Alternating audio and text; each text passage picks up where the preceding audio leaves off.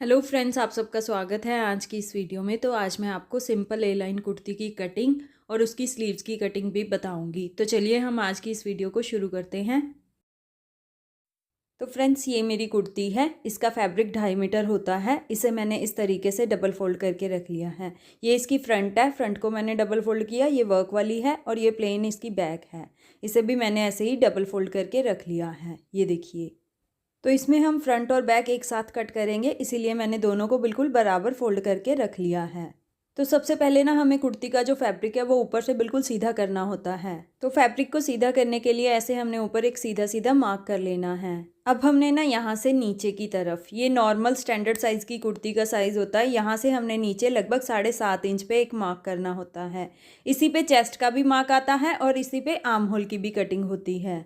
तो अब हमने 7.5 इंच को ना ऊपर से ऐसे सीधा सीधा मार्क कर लेना है। तो ये हो गया आर्म होल और चेस्ट के लिए मार्क। अब हमने ना ऊपर से नीचे कमर के लिए मार्क करना होता है, जो ऊपर से लगभग 15 इंच पे आता है। ये भी स्टैंडर्ड साइज का ही फॉर्मूला है। जो कमर का मार्क है वो हमारा 15 इंच पे आएगा। ऊपर से हमने इस तरीके से 15 इंच को भी सीधा सीधा मार्क कर लेना है। अब इसके नीचे आ जाता है हिप का मार्क, तो वो ऊपर से लगभग 22 इंच पे आता है। तो ये जो फॉर्मूला मैं आपको बता रही हूँ, ये स्टैंडर्ड साइज़ की कुर्ती के लिए है, यानी कि एम साइज़ से लेके एक्सेल साइज़ की कुर्ती आप इसी फॉर्मूले के साथ कट कर सकते हो। तो ये हो गया हमारा चेस्ट, कमर और हिप का मार्क। तो ये एक फॉर्मूला होता है कुर्ती को कट करने के लिए। तो अब हमें सबसे पहले ऊपर की तरफ तीरा मार्क करना होता है। तो तीरा भी हमारा दो तरह का आता है। अगर तो आपने शॉर्ट नेक, बैन नेक या बोट नेक रखना है, तो फिर आपने जो तीरा है ना वो लगभग 7.5 इंच पे कट करना है स्टैंडर्ड साइज़ के लिए। ठीक है, ऐसे हमने 7.5 इंच मार्क कर लिया। अगर आपने डीप नेक रखना है आगे से भी और पीछे से भी, उसके लिए जो तीरा आएगा वो आएगा 6.5 इंच। ये भी स्टैंडर्ड साइज़ की कुर्ती के लिए होता है। ठीक है, तो आपने यही फॉर्मूला यूज़ करना है तीरे के लिए, 7.5 और 6.5 इंच। तो जैसे हमने ऊपर 7.5 इंच मार्क किया है ना तीरा, तो अब हमें नीचे की तरफ 7 इंच मार्क करना है, ऊपर से लगभग आधा इंच कम। ये फ्रंट का आर्म होल होता है।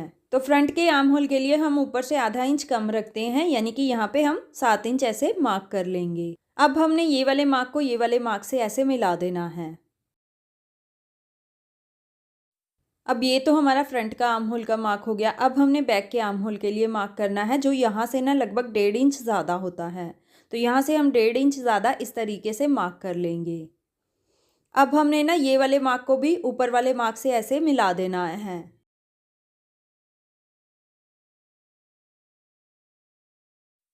क्लियर? तो अब हमें ना यहाँ से आर्म होल के लिए राउंड मार्क करना होता है इस तरीके से, ऐसे। ये बैक का आर्म होल हो गया हमारा।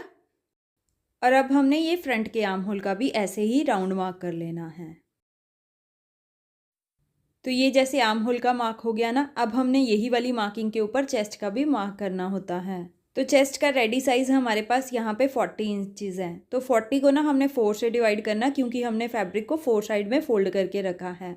फ्रंट को भी डबल फोल्ड किया और बैक को भी। तो इस तरीके से ना हमारे पास जो आंसर आएगा वो आएगा 10 इंच। तो 10 इंच को ना हमने यहाँ पे ऐसे मार्क कर लेना है।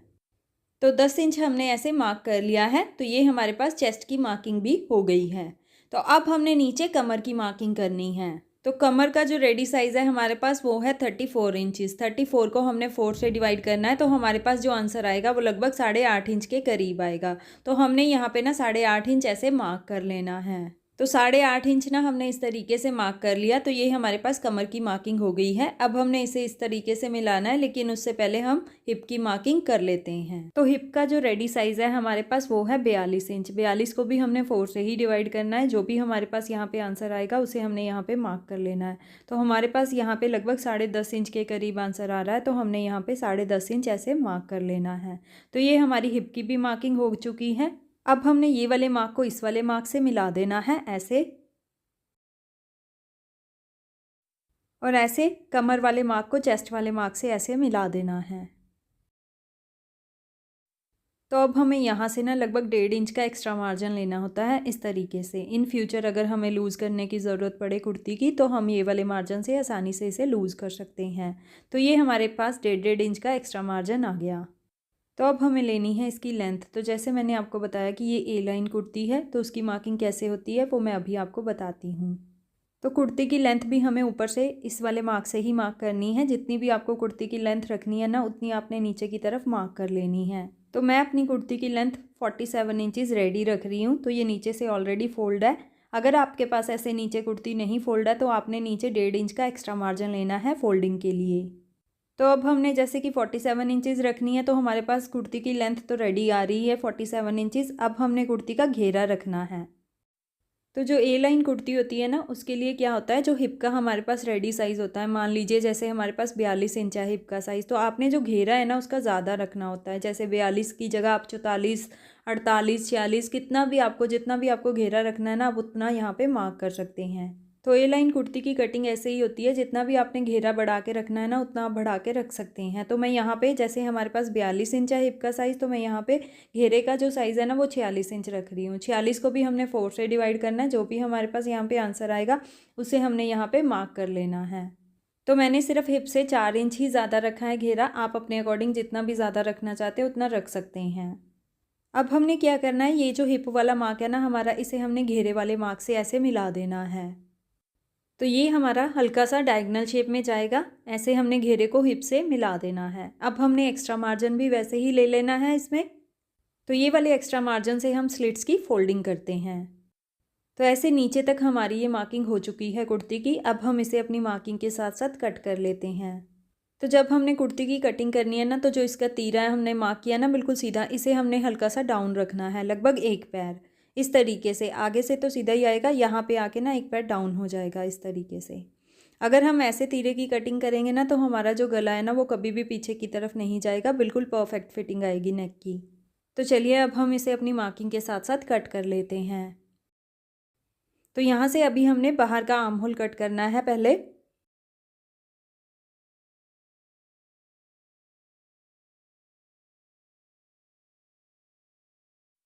तो जैसे हमने बैक का आर्म होल कट किया है ना, वैसे ही हमें फ्रंट का भी करना है। तो उसके लिए हम क्या करेंगे, बैक साइड को ना इसके नीचे से ऐसे निकाल देंगे, क्योंकि बैक वाला आर्म होल हमने पहले ही कट कर लिया है। तो अब हम इसे भी अपनी मार्किंग के साथ साथ कट कर लेंगे।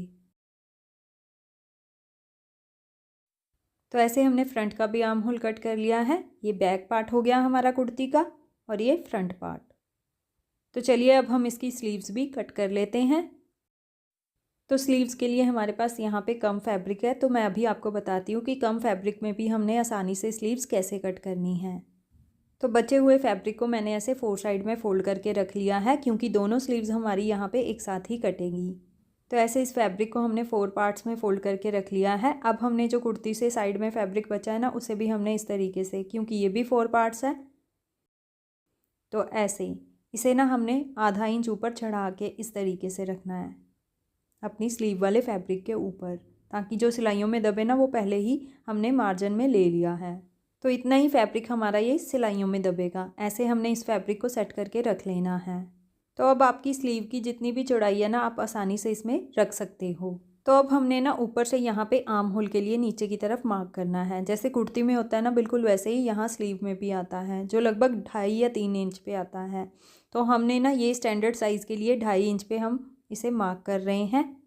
तो ऐसे हमने ये आर्म होल के लिए मार्क कर लिया है। तो अब हमें स्लीव की लेंथ मार्क करनी है। जितनी भी आपको स्लीव की लेंथ रखनी है ना, उतनी आप यहाँ पे मार्क कर लीजिए ऊपर से। तो मैंने यहाँ पे 16 इंच रखनी है, तो 16 इंच को मैं ऐसे मार्क कर लूँगी। अब हमने ना नीचे लगभग 2 इंच का एक्स्ट्रा मार्जिन लेना है फोल्डिंग के लिए। तो ऐसे मैंने एक्स्ट्रा मार्जिन को भी मार्क कर लिया है। अब हम इन दोनों को ना ऐसे सीधा सीधा मार्क कर लेंगे, 16 इंच को भी और 18 इंच को भी। तो ऐसे स्लीव की लेंथ भी हमने मार्क कर ली है, और ये आर्म होल के लिए भी मार्क हो गया है। तो अब हमने ना यहाँ पे स्लीव की फिटिंग के लिए मार्क करना होता है। तो ये मार्क हमारा एक फॉर्मूले के साथ होता है। जितना भी हमारे पास चेस्ट का रेडी साइज़ होता है ना, मान लीजिए हमारे पास जैसे कुर्ती में 40 साइज़ है, तो 40 को ना हमने 5 से डिवाइड करना है। जो भी हमारे पास आंसर आएगा उसे हमने यहाँ पे मार्क करना है।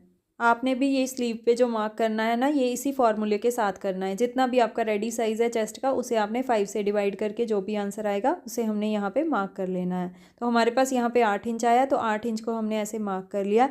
अब हमें ऊपर की तरफ ना एक गोलाई देनी होती है इस तरीके से, ऐसे नीचे की तरफ डाउन, ऐसे हम यहाँ पे गोलाई दे देंगे। तो ऐसे हमने ऊपर की तरफ मार्क कर लिया। अब हमें नीचे की तरफ स्लीव की मोहरी का साइज़ मार्क करना होता है। तो वो कैसे करना होता है, जितना भी आपका इंची टेप पे नाप आता है ना, मान लीजिए अगर आपकी स्लीव की मोहरी का साइज़ 10 इंच आया तो आपने टोटल 1 इंच लूजिंग डालनी है उसमें। 10 इंच की जगह हमने 11 इंच रेडी करनी है अपनी स्लीव की मोहरी।